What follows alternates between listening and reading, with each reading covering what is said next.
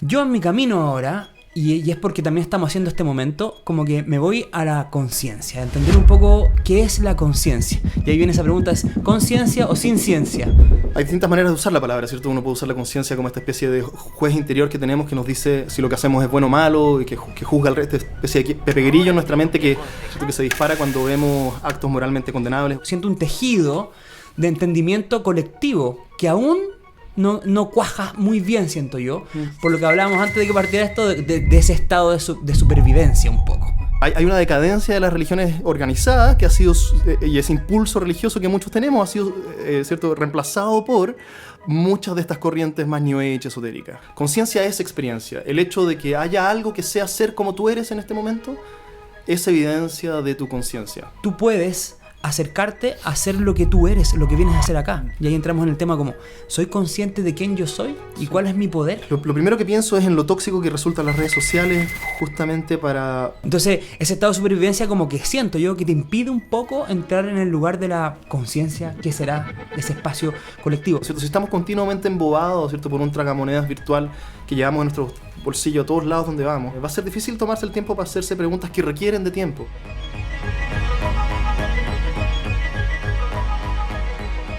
Bueno, bienvenidos todos y todas. Estamos aquí en este nuevo episodio de Improvisaciones sobre la Conciencia. Hoy ya tenemos a Vicente Villela invitado acá, que nos vamos a meter en estos temas, a conocer un poquito, a ver qué piensa, qué siente. Vicente es un amigo que no hemos conocido, no nos conocemos hace mucho tiempo, pero las veces por lo menos que yo he compartido he sentido una buena disposición al diálogo, a la reflexión, y me interesa mucho también la forma en la cual tú defines, ves la vida y cómo has ido también esa forma que tienes de descifrar la vida, la has ido plasmando en tus diferentes emprendimientos y en tu forma de llevar la vida, ¿ya?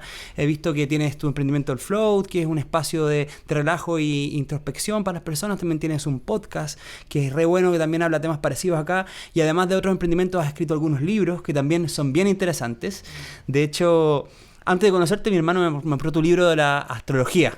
Es como astrología para no astrólogos. Uh-huh. Y lo encontré genial, porque también es necesario poner como todas las visiones. Así que, bienvenido. No, gracias. Feliz de estar acá y de hablar sobre antiastrología y de todos los temas que quieras tocar.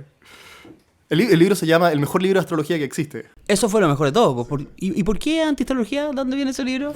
Viene de que antes, cuando yo publiqué mi primer libro anterior a ese, que es un libro sobre meditación, se llama Meditación para Escépticos, me di con la sorpresa en reuniones de la editorial de que muchas de las publicaciones más recientes eran libros sobre astrología, sobre tarot, sobre, ¿cierto? Elige aquí a tu sospechoso favorito de los Avengers de lo esotérico.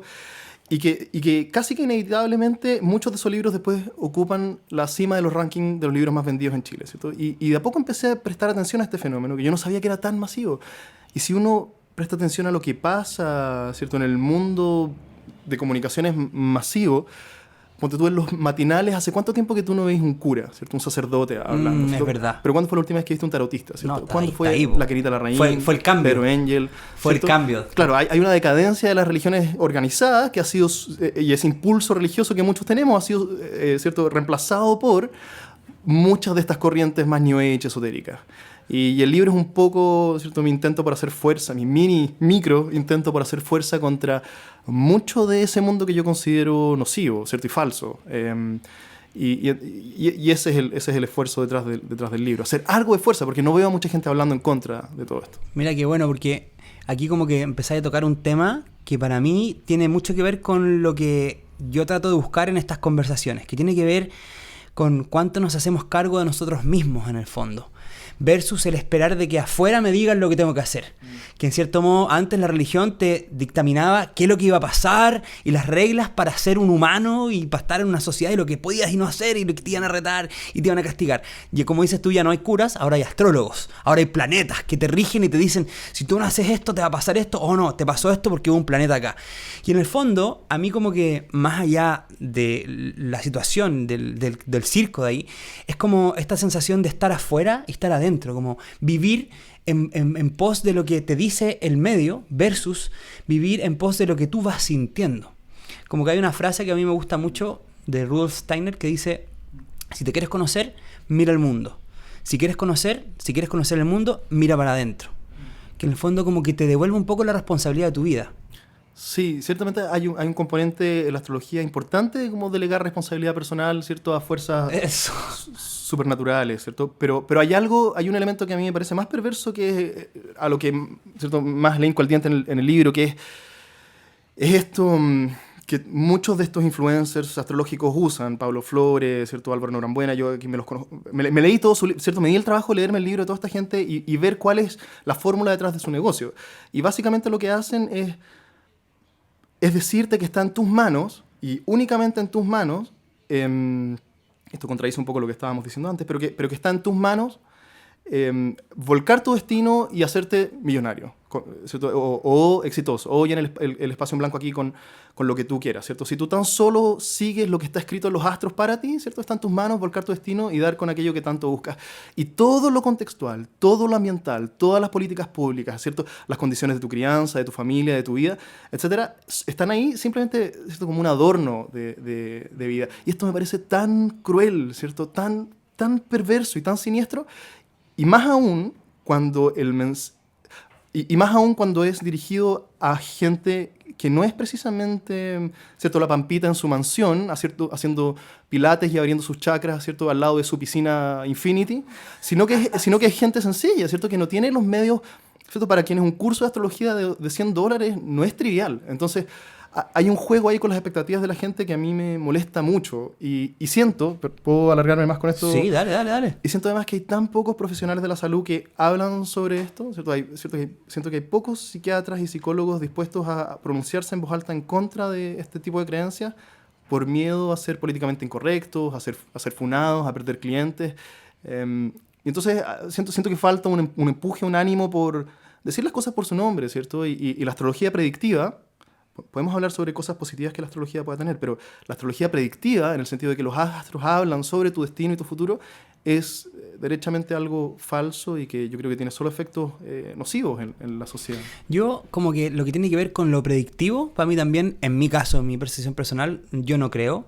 Sí, de repente pienso que cosas como la astrología, tal vez, o el tarot, yo los ocupo o los visito desde un lugar más reflexivo, como que me abre una pregunta importante que me lleva a una reflexión, que en verdad también me la puede abrir la micro, la persona con lo que habla la micro, sino que son gatilladores reflexivos para mí, como que desde ese lugar yo creo que está bien, pero como dices tú, yo creo que lo predictivo es un poco siniestro también. Sí, exactamente, ¿cierto? O sea, pero de lo que habla eso es del poder de las conversaciones humanas, ¿cierto? Una conversación puede cambiar tu vida. Exacto. Pero eso no dice nada sobre el poder del mazo del tarot, ¿cierto? Ni sobre, qué sé yo, el ángel caído, no sé cómo se llaman las cartas del tarot.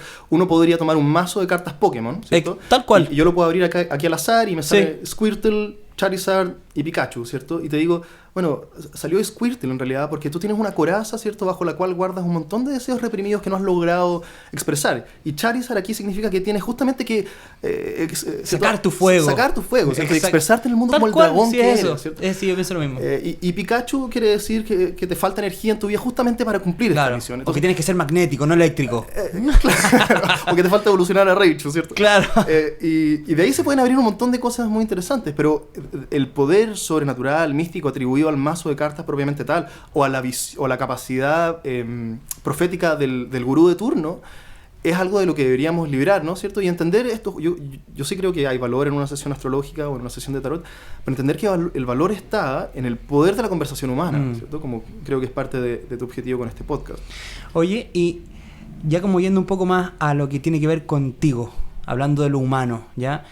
¿Qué fue o qué es o qué pasó en algún momento de tu vida que te llevó como a tener este proceso más reflexivo frente a todo lo que está pasando? ¿Hay algún evento importante en tu vida que tú viviste algo, conversaste con alguien, alguna persona importante que tú dijiste, mira, aquí se está abriendo una puerta, parece que, como hablamos, que las conversaciones pueden cambiar tu vida, aquí parece que me estoy encontrando, parece que aquí me estoy dando cuenta quién soy yo, y empezaste como a incorporar un poco quién eres tú, tu autenticidad, tu ser, y empezaste a entender cuál es tu propósito un poco, y empezaste ahí como a armar el camino. Sí, todavía no sé cuál es mi propósito, Juanpa. Estoy en... Es difícil, es una pregunta difícil, pero hay un camino sí, más o menos. Sí, hay un momento que se me viene a la mente, que es la primera vez que tomé un psicodélico, que, ¿cierto? La primera vez que tomé el LSD, debo haber tenido 18, 19, y yo era o sea, te imaginarás con lo que te acabo de contar, el tipo de ateo, acérrimo, ¿cierto? Militante casi que yo era. Todo lo místico me parecía una absoluta pérdida de tiempo. y tuve que tener una macrodosis del LSD para ver que hay, ¿cierto? Que los místicos y profetas que han hablado sobre experiencias no ordinarias de conciencia durante milenios, ¿cierto? Hablan sobre algo que realmente está ahí, disponible para ser accedido, si es que uno ajusta los medios para llegar a eso, ¿cierto? Siendo uno de los medios, ¿cierto? Los psicodélicos. Y esa experiencia creo que me demostró en primera persona y derribó todo mi escepticismo de que es posible encontrar, ¿cierto? Paz y presencia y una profundidad que no conocía yo hasta ese momento. Y de ahí se me abrió, ¿cierto? Otros caminos esotéricos que he explorado, siempre tratando de mantener el pensamiento crítico como mi mejor aliado, ¿cierto? Para separar, ¿cierto? Las asociaciones inconvenientes que abundan en estos terrenos de lo que está en el corazón de un camino espiritual. Ese fue el primer momento en que dije, sí, aquí hay algo, ¿cierto? Toda esta gente en realidad no está persiguiendo fantasmas, sino que hay algo que vale la pena descubrir aquí. Igual como que yo también pienso, me ha pasado que puedes probar una planta, un psicodélico, pero también puede ser que sea solamente el movimiento químico que haga que tú sientas la vida de una forma distinta y no necesariamente que haya algo más allá. Claro. No lo sabemos, porque de repente tendemos a pensar que esa experiencia, por sobre lo que nosotros estamos acostumbrados, ya es algo nuevo, algo extraño. Por ejemplo, no sé, pues, la primera vez que alguien se puso unos lentes que había otro color, o cuando esos niñitos yo veo que lo encuentro genial, esos que son sordos, que ahora les ponen y se empiezan a escuchar, es como si se toman un psicodélico, yo creo. Es como que se les abre un mundo distinto. ¿Por qué tendemos a sentir o a pensar que hay algo más allá? Pero porque hay algo más allá. O sea, ese tipo de experiencias escapan completamente a lo que estamos acostumbrados a percibir en nuestro día a día. O sea, no hay nada en mi día de hoy, ¿cierto? Me imagino que tú también podrías hacer el mismo recuento. Desde que me desperté hoy hasta que me senté aquí a hablar contigo, ¿cierto? Que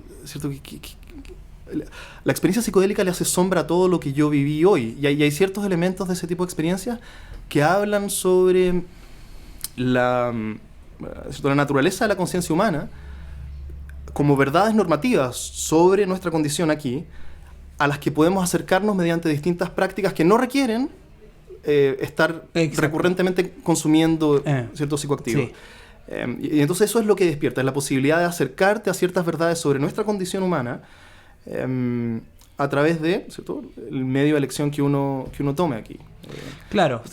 Pero entonces, ¿te puedo hacer preguntas de vuelta? Obvio, ¿no? sí, vamos. Tú dices que te extraña que no... Esta sensación de que hay algo más allá. Lo que quieres decir es que este tipo de experiencias cumbre o psicodélicas no te han hablado sobre algo un poco más sustancial a lo que experimentamos aquí en el día a día. Yo tengo mi experiencia personal, ya que también yo tengo mi forma de ver la vida y mi forma de entender lo que es espiritual para mí, ¿ya?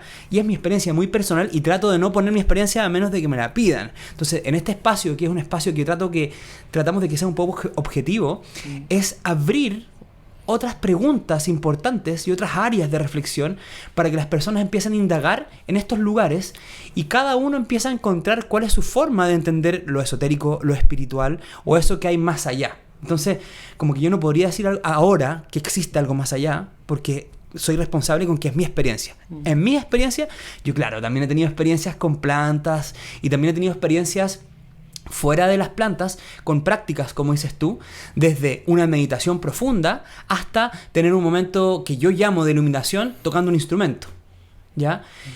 Yo en mi camino ahora, y es porque también estamos haciendo este momento, como que me voy a la conciencia, a entender un poco qué es la conciencia. Y ahí viene esa pregunta, ¿es conciencia o sin ciencia?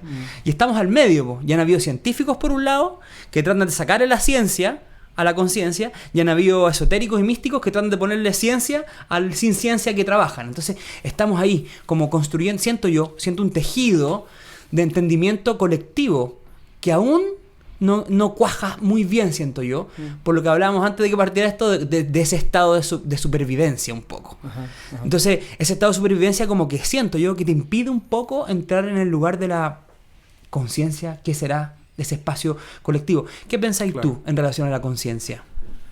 O sea, sí, estamos todos corriendo demasiado rápido, ¿cierto? Demasiado ocupados como para examinar de qué se trata esta encarnación humana que nos tocó vivir. Yo pienso, quizás sea útil como aclarar términos. Yo pienso en la conciencia Hay distintas maneras de usar la palabra, ¿cierto? Uno puede usar la conciencia como esta especie de juez interior que tenemos que nos dice, ¿cierto?, si lo que hacemos es bueno o malo, y que juzga al resto, esta especie de Pepe Grillo en nuestra mente que, ¿cierto?, que se dispara cuando vemos actos moralmente condenables o que nos parecen moralmente esa es como la condenables. definición de conciencia que tenemos de chiquititos, así como que nos pusieron el Pepe Grillo y todos creímos que eso era la conciencia. Claro, esa es una manera de entender la conciencia, pero la manera con que los neurocientíficos, ¿cierto?, y filósofos de la mente piensan sobre la conciencia es la conciencia como el espacio de subjetividad en el que tu experiencia aparece. Conciencia es experiencia. El hecho de que haya algo que sea ser como tú eres en este momento es evidencia de tu conciencia. Hay un paper muy visitado del filósofo Thomas Nagel que se llama ¿Cómo se siente ser un murciélago? ¿Sí? No lo he leído. Y entonces él te hace la pregunta, ¿cierto? Le hace la pregunta al lector de ¿cómo se siente ser un murciélago? Si nosotros intercambiáramos átomo por átomo con un murciélago, ¿cierto? ¿Qué pasaría con tu experiencia? ¿Se apagarían las luces de tu experiencia, ¿cierto? ¿Sería todo negro? ¿Sería el símil a lo que imaginamos que sería el caso de cambiar átomo por átomo con una piedra? ¿Cierto? Que en ese caso imaginamos que si yo cambiara de lugar exactamente con una piedra, se apagarían las luces de mi experiencia, ¿cierto? Y todo sería negro. Pero si yo cambio de lugar con un murciélago, ¿qué imaginamos que pasaría, ¿cierto? Algo distinto a ser humano, por cierto, pero no se apagarían las luces de la experiencia. Seguramente los murciélagos sienten frío, sienten el dolor, ¿cierto? La ecolocalización de alguna manera es subjetivada, ¿cierto? Y ellos la interpretan en su vida interior. Y Nagel lo que dice es, mientras haya algo, ¿cierto?, mientras cada vez que hagamos esta pregunta, ¿qué sería cambiar de lugar con un X? Mientras la respuesta sea un algo y no sea que se apagan las luces de la experiencia, estamos hablando de conciencia. Entonces un murciélago es consciente. No como nosotros lo somos, pero, ¿cierto?, posee cierta subjetividad a la que podemos llamar conciencia. Y así es como los neurocientíficos y filósofos de la mente usan el concepto conciencia. Qué bonito eso, porque me estaba pensando, me estabas contando esto, que no he leído ese test, pero dentro de mis reflexiones como que en el fondo la conciencia, porque hay muchas definiciones y muchos tipos de conciencia supuestamente. La conciencia personal, la conciencia grupal, miles. Conciencia corporal. Entonces, como que yo pensaba mientras me decía ahí, claro, la conciencia depende del medio, por ejemplo, de mi cuerpo humano o del cuerpo del murciélago para ser o no. Entonces de ahí como que empieza a cuajarme a mí y empiezo a encontrar como ese sentido de quiénes somos un poco, así como quién eres tú, eres Vicente, eres otra cosa que está dentro, eres tu cuerpo, no eres tu cuerpo, eres tus pensamientos, no eres tus pensamientos, somos todos o no somos todos. Entonces, ¿de qué depende el estar en conciencia o ser conciencia? Es un misterio. ¿Qué pensáis tú? Es un misterio. ¿Hasta dónde has llegado? ¿Cuál ha sido tu desmenuzada? Pero nadie lo sabe, ¿cierto? Obvio que no, es personal. Y aventurarse más allá es un poco, ¿cierto?, quizás demasiado osado para mí, timidez filosófica. Pero ponte tú, la única evidencia que tú tienes de que existe la conciencia en el universo, ¿cierto? El universo completo. La única evidencia que tú tienes es el hecho de que tú eres consciente. En realidad tú no tienes cómo saber que yo no soy un NPC, ¿cierto? Un non-person character en un juego de RPG. Claro, sí, po. ¿Cierto? Yo perfectamente podría estar aquí recitando mi guión, ¿cierto? Exacto. Con el que fui programado desde que una inteligencia, ¿cierto?, una superinteligencia alienígena me puso a mí en este lugar, ¿cierto?, para hacerte imaginar a ti que yo tengo conciencia. Es lo que después de Matrix todos quedamos con eso, po, en la cabeza, así como que esto es verdad o no. Claro, y por lo tanto es un misterio. Y la única herramienta que nosotros usamos para atribuir conciencia a otros seres, ¿cierto?, al menos la más intuitiva, es seres que se comportan y actúan, ¿cierto?, y se comunican parecido a cómo lo hacemos nosotros. O sea, ¿cierto?, tú cuando sientes dolor haces ciertas muecas, haces cierta gesticulación y ciertos ruidos. Cuando ves a otros seres que se conducen de esa misma manera, probablemente estén sintiendo dolor, pero es una cuestión puramente analógica, ¿cierto? Y cuando inteligencias artificiales que habitan cuerpos tridimensionales puedan imitarnos de una manera lo suficientemente convincente, va a ser muy difícil desentendernos de esa atribución intuitiva que hacemos, ¿cierto?, automática que hacemos, a que cuando alguien se mueve parecido a nosotros y hace muecas de dolor, ¿cierto?, no saber si es que realmente lo está sintiendo o no. Pero, ¿qué me preguntaste? ¿Cómo iba tu desmenuzada en relación a la conciencia, tu experiencia personal en el fondo?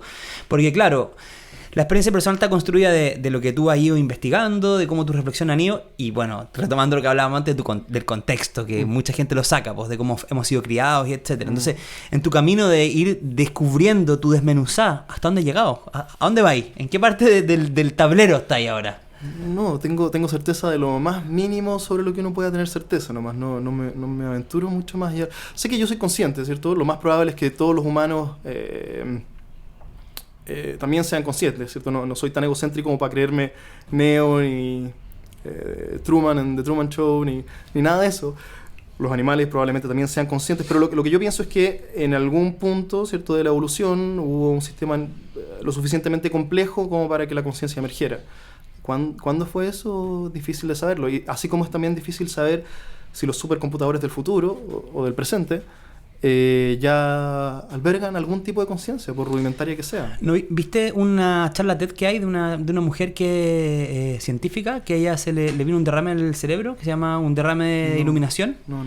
Que ella cuenta que ella se puso a investigar el cerebro porque su hermano tenía una condición psiquiátrica y de repente se le apagó un hemisferio del cerebro y ella no se dio cuenta y se le apagó el hemisferio que da toda la parte cognitiva. Entonces ella empieza a contar que de repente estaba en el baño y ella no sabía que se le había apagado eso, pero de repente empieza a experimentar la vida desde un lugar diferente y sentía los átomos y todo en su cuerpo y de repente como estaba en este mundo que ella le llama La La Land, de repente como que se le activó de nuevo la parte cognitiva y dice, chuta, estoy teniendo un derrame, dice, me tengo que ayudar. Entonces ella relata y ella hace el símil, ella relata todo lo que le pasó antes de que llegaran los doctores y todo lo que pasaba, pero ella relata y lleva una reflexión súper profunda que en el fondo tenemos estos dos hemisferios del cerebro, hasta lo que se sabe, que uno es el hemisferio que está encargado de recibir todo lo que viene de afuera, ¿ya? Y el otro es el que lo procesa. Uno vive en el presente, por decirlo así, y el otro está en el futuro y en el pasado, viendo cómo seguir sobreviviendo. Entonces ella invita mucho a la reflexión cuán capaces somos de nosotros tener la decisión de habitar en uno y en el otro, ¿ya? Y ahí viene como la reflexión de que también la escuché en un momento, no me acuerdo dónde, que cada vez que nosotros etiquetamos las cosas perdemos libertad. Cada vez que nombramos las cosas perdemos libertad y que para mí es como contraproducente porque en el fondo también yo me siento más libre entendiendo las cosas de esa forma. Pero me privo de ese espacio que no entiendo muy bien, que es la conciencia en el fondo, porque cuando a ella se le apaga todo lo cognitivo, empieza a vivir una experiencia humana, que ella le puede llamar espiritual o como quieras, de percibir el mundo sin etiquetas, de percibirlo tal cual como está, desde otro lugar. Y ahí tiene una experiencia, ella dice, espiritual, mágica, reveladora. Versus el tratar de experimentar y etiquetar todo lo que tenemos y decimos. Entonces, ¿nos limita eso? ¿La búsqueda, la filosofía nos está limitando a encontrar la conciencia o no? Esa experiencia que ella narra es un poco reminiscente de tu experiencia a veces con la música. ¿Hay algo de eso, de soltar las etiquetas y simplemente...? Mira, para mí por eso llamo improvisación sobre la conciencia. Porque creo que el espacio de improvisación en todas las áreas, para mí es un espacio... En mi experiencia personal de encontrarme con una conciencia personal y colectiva al mismo tiempo. Es como surfear la ola, porque yo no sé cómo viene la ola más adelante. No puedo determinarla. Puedo ver los vientos y todo, pero la surfeo. Versus el prepararme, el tener tanta sabiduría que en el fondo a veces no me sirve y me alejo. Que siento muchas veces que la academia como que te lleva a un espacio demasiado cognitivo frente a la vida que al parecer tiene espacios que no tienen que ser tan cognitivos y que viene ese lugar de confianza en ti mismo en el cual tú puedes acercarte a ser lo que tú eres, lo que vienes a hacer acá. Y ahí entramos en el tema como, ¿soy consciente de quién yo soy? ¿Y cuál es mi poder? Seguro que hay distintos modos en los que podemos operar, ¿cierto? Y hay, ahora, siguiendo la analogía del surfista, para que el surfista realmente se entregue del todo a la ola y que pueda fluir con su experiencia y se sienta uno con la tabla y con el mar, tiene que haber habido toda una etapa previa en la que tuvo que etiquetar la tabla, ¿cierto? Tuvo que aprender sobre el tipo de braceadas que usar, ¿cierto? Cuando la ola es del tamaño ¿cierto? Que él va a ser capaz de surfear y cuando no. Y hubo toda una preparación muy cargadamente cognitiva, ¿cierto? Que solo una vez que esa base estuvo establecida, él va a poder soltar, ¿cierto? Todo este bagaje de conceptos introductorios y intermedios de una disciplina, va a ser capaz de soltar eso y de entregarse del todo a su experiencia y tener este tipo de experiencias que es esa experiencia, cuando uno suelta, ¿cierto? El bagaje cognitivo, cuando uno suelta las etiquetas, como dijiste tú, ese paréntesis, ¿cierto?, al continuo rumiar de la mente, es lo que todo surfista busca repetir. Es lo que todo músico busca repetir, pienso yo. Es lo que yo cuando me entreno busco alcanzar, ¿cierto? Olvidarme de mí mismo, ¿cierto? Dejarme fuera del tatami. ¿Pero es olvidarte de ti mismo o es conectarte con ti mismo?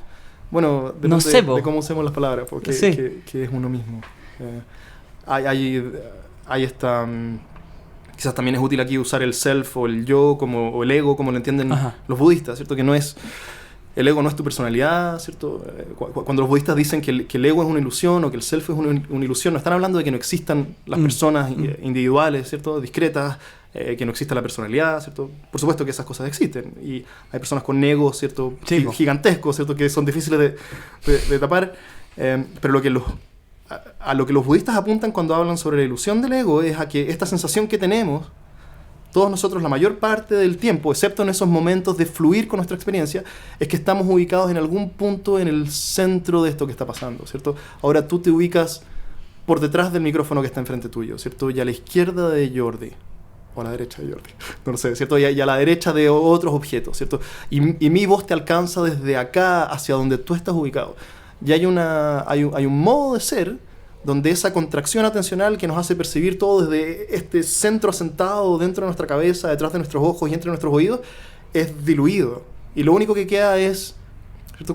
Lo único que queda es la fenomenología propia del momento presente. Lo que sea que pase ahora. Y ese momento puede ser, de nuevo, alcanzado por distintos medios, por drogas psicoactivas, por estado de flujo haciendo deportes, o con la música, o leyendo también, o ¿cierto? Totalmente inmerso en tu trabajo, o a través de la meditación, o la repetición de mantras, o ejercicios de respiración, o la exposición a situaciones extremas, o una emergencia, ¿cierto?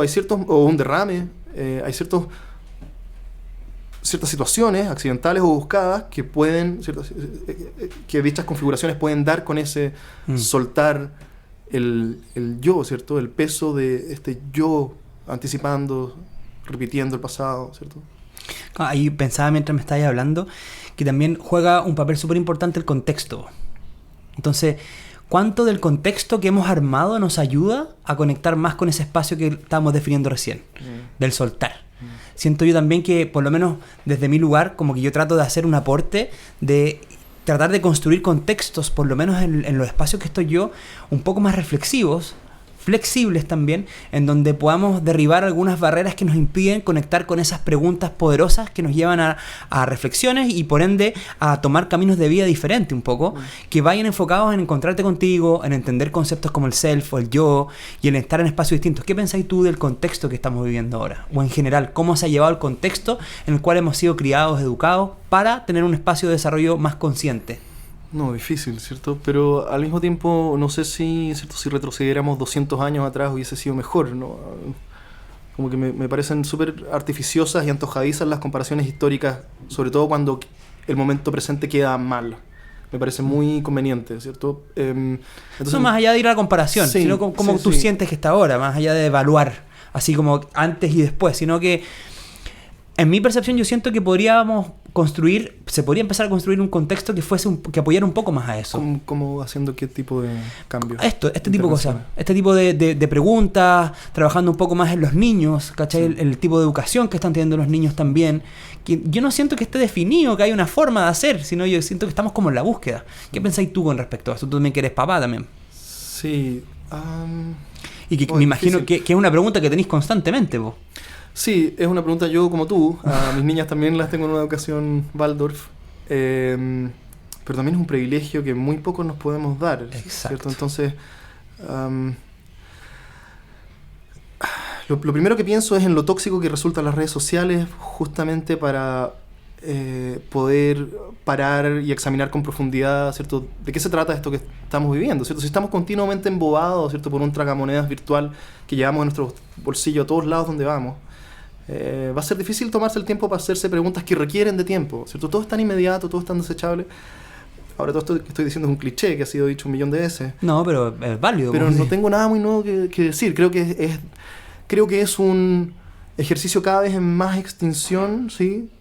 De detenerse a hacerse preguntas de este tipo, y que la filosofía ha sido reservada ¿cierto? Para una academia viciada y no puesta a disposición del grueso de la población como como el ejercicio más interesante en el que uno puede embarcarse, ¿cierto? Este tipo de preguntas, ¿qué vale la pena hacer con mi tiempo aquí? ¿Quién soy? ¿Cierto? ¿Cuáles son mis inclinaciones genuinas y cómo perseguirlas y a dónde me llevan de hacerlo? Todo ese tipo de preguntas, realmente, ¿cierto? Hacérselas es difícil, es un lujo en realidad también, ¿cierto? Es un lujo. Es un lujo. La mayoría de la gente no sé si tenga el tiempo para sentarse una hora con alguien, ¿cierto? Como tú, que esté interesado en este tipo de cosas y poder indagar este terreno. Entonces, ¿cómo lo hacemos? Pienso eso, claro, está complejo. Sí, ¿Qué mencionaste lo de los niños tú al principio? ¿Qué no, te claro, parece? porque en el fondo yo creo que hay etapas de nosotros en el crecimiento. Yo creo que mucha gente que es papá o que ha tenido hijos, como que llega el momento donde preguntáis eso, porque en el fondo te llegó algo que estáis cuidando y veis lo indefenso que es un niño o una niña, y va a salir un medio y todos queremos que sea lo mejor posible, que sea feliz, que sea libre, que pueda decidir. Y vienen esas preguntas, po. Entonces, y ahí es donde también salimos algunos que tenemos de repente un coraje o una fuerza para poder hacer algún cambio o ir un poco contra el sistema. Yo me acuerdo cuando metí a mi hijo al Waldorf. Hace muchos años, ¿no? Claro, hace años. Y claro, tenía mucha gente alrededor que me decía, oye, como, ¿qué onda? ¿Cachai? Pobrecito. Y en el fondo yo no sé si el Waldorf es el mejor y tampoco sé si yo quería ir en contra de la corriente nomás, sino que yo estaba buscando un espacio donde él pudiese ser lo más cercano a su autenticidad posible. Que tampoco la tengo clara, pero no quería que fuese en un lugar donde salieran todos iguales. Sí.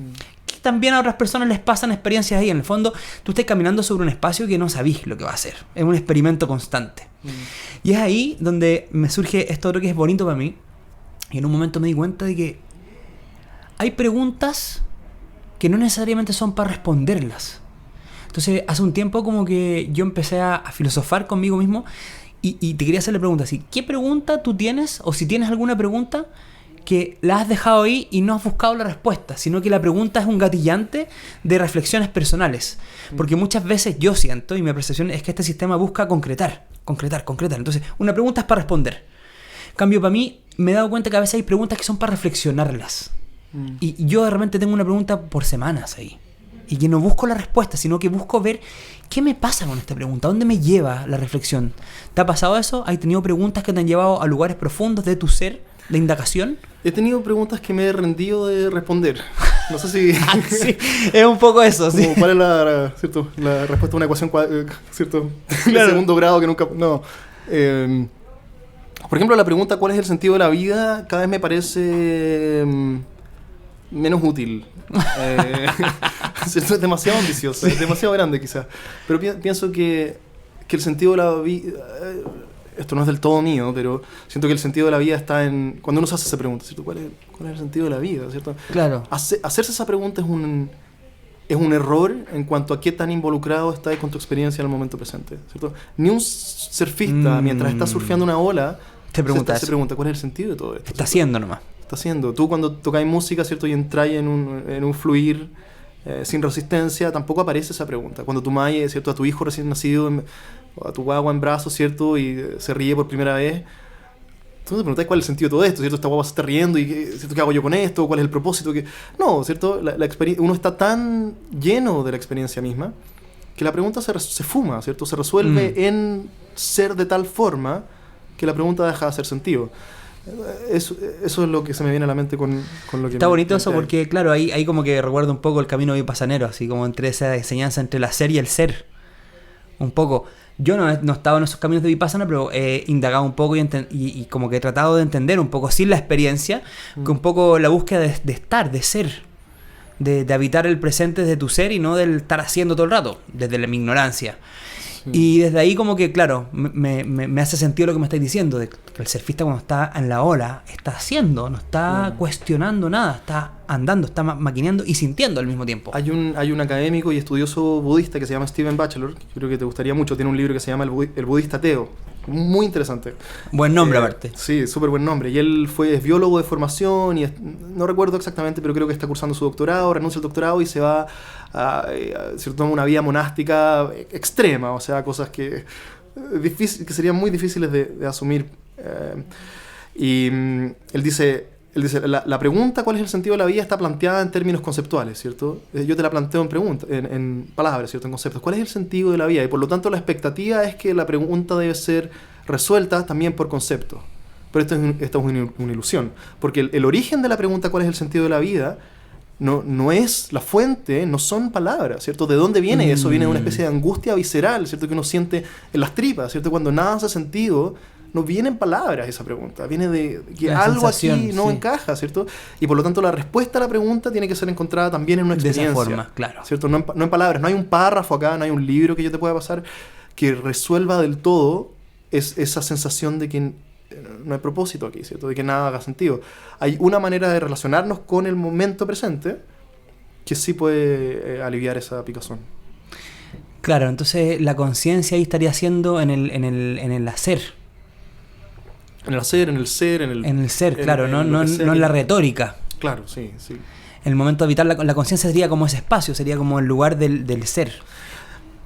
Pero tú lo tienes que haber también percibido a lo largo de esta conversación que hemos tenido ahora, porque yo también lo he notado. Han habido momentos mientras hemos estado hablando en los que uno está tratando de anticiparse a lo que el otro va a decir y de planear una respuesta. Exacto. Para que, ¿cierto? Para que no haya un silencio incómodo, ¿cierto? Y quien sea que escuche esto no piense que se está viendo a dos personas con problemas de algún área del cerebro relacionado con la comunicación, etc. Sino que, ¿cierto? Y hay otros momentos de la conversación donde esa especie de anticipación compulsiva que tenemos se ha callado y uno ha estado completamente disponible para lo que el otro tiene por decir. ¿Cierto? Y han habido momentos de uno, probablemente más de uno que el otro, pero han habido ambos fluctuaciones en nuestra disposición mental con lo que está pasando ahora. ¿Sí? Y eso encapsula, yo creo que mucho de nuestro día, ¿cierto? Pasamos de una contracción en la que el pasado nos pesa y lo revivimos incesantemente, ¿cierto? Ansiosamente o depresivamente, o el futuro, ¿cierto? Se nos anticipa y lo recreamos y practicamos ansiosamente, y otros momentos en los que soltamos esa contracción, ¿cierto? Y estamos simplemente sintiendo el viento en la cara mientras caminamos, simplemente, ¿cierto? Cepillando los dientes. Y luego vuelve la contracción. Y el paso de nuestro tiempo es un poco esta oscilación entre un momento y otro, y un vipassanero, o sea, un modo y otro, y un vipassanero te diría que parte de aprender a vivir es cargar la balanza un poco más hacia este modo libre de contracción, libre de anticipación, más, ¿cierto? Atencionalmente disponible a lo que sea que esté pasando ahora, que no tiene que ser, ¿cierto? Tripeando en 400 microgramos de ácido, sino que puede ser lavándose las manos, agarrándose los cordones de la zapatilla. Claro, como dicen así, disfruta el agua que cae de la ducha, siente. En realidad es muy rico ducharse. Es rico, pero ducharse, porque muchas veces nos duchamos sin ducharnos. Sí. Como que lo digo, así como que te metí y no estás en el agua. Sí. Está bueno lo que me dijiste, porque también iba a ir para allá, porque ahí, en ese juego de la conversación, que también se da, yo le llamo que hay momentos virtuosos, que son los momentos donde conectáis como un poco con lo que te hace sentido, lo que te vibra dentro. Cuando conectamos con lo que nos vibra, como que surge otra cosa. Hay un cambio, si nos ponemos a ver así meticulosamente los gestos, cómo se dilatan las pupilas, cómo se abre el pecho, como que ahí cada uno entra como un espacio virtuoso, donde está conectando con algo que te hace, no sé, conecta con tu esencia, con tu ser, con algo que te hace sentir que está ahí en el flujo. Sí, exactamente. Pero es muy fácil pasar de largo por esos momentos. Yo siento que hay mucha gente, y yo creo que a mí también me pasó mucho tiempo, que uno no sabe muy bien qué le gusta, ¿cierto? Muchas personas que se encuentran un poco a la deriva en cuanto a que no sé muy bien qué es lo que me interesa, ¿cierto? No sé muy bien qué perseguir aquí. Tengo todas estas opciones que se me abren y la verdad es que ninguna me convence mucho. Y si uno nunca aprendió a prestar atención, ¿cierto? A cómo se siente tu cuerpo en este momento, cuál es el diálogo mental ¿cierto? En el que me veo ocupado en este momento, es ese tipo de momentos que tú acabas de describir son pasados completamente de largo y no son aprovechados como lo que son, increíblemente valiosos, son una señal, ¿cierto? De hacia dónde yo debería tratar de dirigir mi tiempo. Aquí es donde mis esfuerzos tienen que ser encausados, cuando me siento de esta manera. Esto encaja, ¿cierto? Me siento presente, poderoso, lo que estoy diciendo me hace sentido, siento que avanzo, pero hay una desconexión con de nuevo, Vipassana, por eso yo creo que es tan importante, porque te permite notar cuando eso pasa. Sí, claro, tomar y ahí volvemos a la conciencia, como un estadio de la conciencia, ser consciente de cómo te sientes. Ojalá en todo momento, por lo mismo que decís tú, como me siento acá, hago este chequeo, y ojalá buscar los espacios donde yo me sienta así. Sí, sí, sí. Y ahí yo digo, ¿depende del espacio o depende de ti de nuevo? Así como que tengo que estar buscando espacios donde yo me sienta bien, o en el fondo yo transformo el espacio dependiendo cómo yo estoy sintiéndome conmigo. Bueno, y ahí entra Matrix de nuevo. Así claro. como que... No, pero un poco las dos, por cierto. Aquí Sí, es un poco análogo por ejemplo, si yo no quiero subir de peso, tengo que ser capaz de operar en dos modos, ¿cierto? Tengo que ser capaz de generar un ambiente en mi casa, ¿cierto? Donde no me vea rodeado de Nutella. ¿Ya? Entonces, si repleto mi refrigerador de tarros de Nutella y quiero bajar de peso, no me estoy haciendo un flaco favor, me estoy haciendo. Sí, po. Y al mismo tiempo tengo que ser capaz de cuando me veo enfrentado a un ambiente de ese tipo, tener la fuerza de voluntad para abstenerme de cucharear la Nutella hasta que se me acabe. Ya, entonces tengo acá una pregunta que te dejó el invitado anterior, que es, ¿cómo a través de tu operar cotidiano, tu práctica, tu ser persona, crees que estás contribuyendo con la salud global? También teniendo en cuenta qué es para ti la salud global, po. Entonces, ¿cómo estás contribuyendo? Sí, creo que lo más importante que hago es criar a 3 niñas, bueno, hacer mi mejor esfuerzo por criar a 3 niñas sanas, inteligentes y compasivas. Qué difícil pregunta, Juan Paz, pero siento que va por ahí, que no hay nada más importante que yo pueda hacer que mis niñas vengan con esa misma misión que encapsula la pregunta, incorporadas en su forma de ser, ¿cierto? Que ellas quieran responder... Súper bonito. Que ellas quieran responder esa pregunta en su vida, en su forma de ser en el mundo. Qué lindo. Y estamos tratando de que sean así, ¿cierto? De que ayuden a los compañeros cuando se caen, de que no hay burla, ¿cierto? De que las personas distintas somos todos igualmente valiosos y que...